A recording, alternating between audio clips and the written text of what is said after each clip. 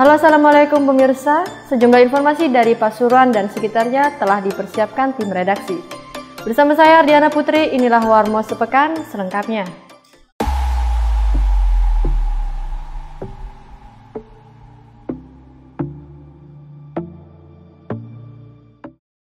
Kecelakaan terjadi di Tol Pandaan Malang, tepatnya di kilometer 70 Desa Tejowangi, Kecamatan Purwosari, Kabupaten Pasuruan. Penyebabnya diduga karena truk yang bermaksud pindah lajur kanan ditabrak dari belakang oleh mobil Innova. Kecelakaan terjadi di Tol Pandaan Malang, tepatnya di kilometer 70 Desa Tejowangi, Kecamatan Purwosari, Kabupaten Pasuruan. Penyebabnya diduga karena truk yang bermaksud pindah lajur kanan ditabrak dari belakang oleh mobil Innova. Antonius Gradule, sopir truk, mengatakan mulanya truk dengan nopol K1609YH mengangkut kelapa dan pisang dari Flores melaju di Tol Pandaan Malang. Lalu sampainya di kilometer 70 ia berpindah lajur ke arah kanan karena mengaku salah masuk tol. Innova dengan nopol W1816BK ini diduga melaju dengan kecepatan tinggi hingga menabrak truk tersebut.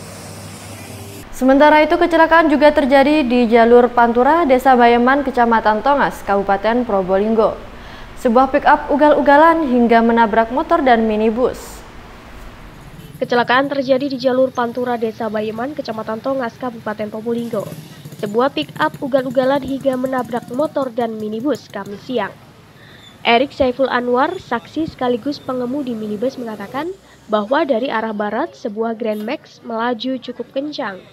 Pick-up itu kemudian menyalip sebuah bus yang hendak menurunkan penumpang. Lalu di saat bersamaan, sebuah motor bernopol N5221S dikendarai Koit menyeberang jalur tersebut. Brak, motor itu pun ditabrak hingga terseret sekira 10 meter. Rumah Seniman dan Dewi, warga Dusun Kalisat, Desa Lemah Kembar, Kecamatan Sumber Asih, Kabupaten Probolinggo terbakar habis. Diduga kebakaran itu disebabkan oleh korsleting atau arus pendek listrik di salah satu kamar. Rumah Seniman dan Dewi, warga Dusun Kalisat, Desa Lemah Kembar, Kecamatan Sumber Asih, Kabupaten Probolinggo terbakar habis. Diduga kebakaran itu disebabkan oleh korsleting atau arus pendek listrik di salah satu kamar. Informasi yang didapat Warta Bromo sekitar pukul 2:30 dini hari, titik api pertama kali muncul dari atap rumah. Warga RT 7 RW 2 yang mengetahui kebakaran itu segera berusaha memadamkannya dengan bantuan alat seadanya tanpa bantuan mobil pemadam kebakaran. Kencangnya hembusan angin membuat atap rumah yang terbuat dari kayu dengan cepat terbakar, sehingga dengan mudah meludeskan rumah korban. Benang merah kasus pembunuhan dipicu aksi blayer di Kecamatan Tongas, Kabupaten Probolinggo terurai sudah. Polres Probolinggo Kota menetapkan 2 pelaku saja dalam kasus pembunuhan terhadap Fahrul Rozi ini. Sementara Suroso disebut tak terlibat dalam kasus ini. Benang merah kasus pembunuhan dipicu aksi blayer di Kecamatan Tongas, Kabupaten Probolinggo terurai sudah.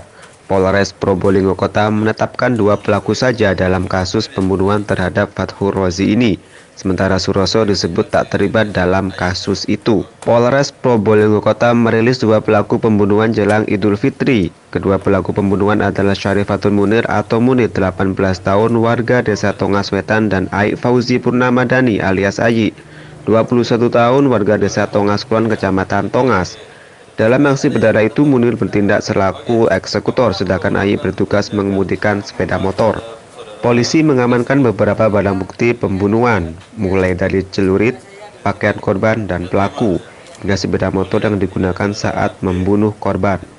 Seorang kakek asal Dusun Gondang Garing, Desa Gondang Rejo, Kecamatan Gondang Wetan, Kabupaten Pasuruan sempat bikin heboh warga. Pasalnya, ia yang selama lahir hingga berusia 53 tahun divonis lumpuh, kini menikah dengan wanita pujaan hatinya. Seorang pria asal Dusun Gondang Garing, Desa Gondang Rejo, Kecamatan Gondang Wetan, Kabupaten Pasuruan sempat bikin heboh warga.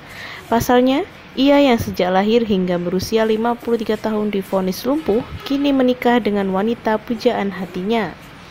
Dasuki atau yang akrab disapa Mbah Uki itu mempersunting Ina Ningsih, perempuan berusia 13 tahun lebih muda darinya. Warta Bromo pun berkesempatan untuk mengunjungi pasangan suami istri yang baru 4 hari menikah itu. Aura bahagia terpancar di wajah keduanya. Mbak Uki dan Ina nampak bercanda dan bercengkrama seperti pasutri pada umumnya. Ina pun telaten merawat sang suami yang sejak lahir hanya mampu beraktivitas di atas kasur itu. Di usianya yang sudah tak lagi muda, Mbah Uki dan Ina sama-sama merasa bersyukur dapat menikah.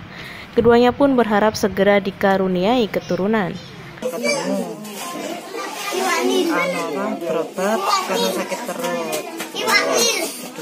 Pertemuan kedua itu ya tutup mau menikah sama saya terus saya bilang ya besok saya tak tunggu jawabannya. Terus besoknya kesini tak jawab ya mau. Keluarga SBY telah seminggu yang lalu ditinggalkan oleh Ani Yudhoyono. Pasangan SBY dan Ani Yudhoyono ternyata merupakan penggemar berat rawon. Salah satu rawon favoritnya adalah rawon nguling khas Kabupaten Probolinggo.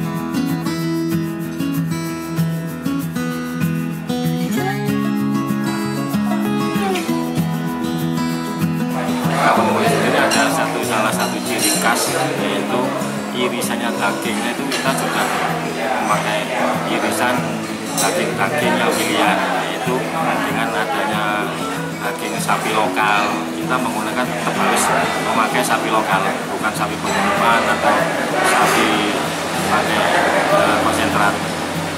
Yang terutama yaitu sampai sekarang kita pengelolaannya itu tetap memakai bahan dasar kayu bakar. Jadi dengan bahan dasar pemanas itu kayu bakar itu memang rasanya itu sudah lain dengan kita pakai LPG atau pakai minyak yang lain. Alhamdulillah dengan kayu bakar ini pun sampai sekarang tetap kami pergunakan sesuai dengan wasiat dari kakek nenek kami.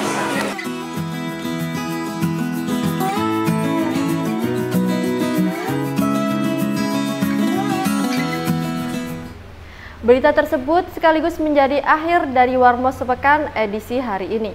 Mewakili tim redaksi yang bertugas, saya Ardiana Putri. Pamit undur diri, wassalamualaikum warahmatullahi wabarakatuh dan sampai jumpa.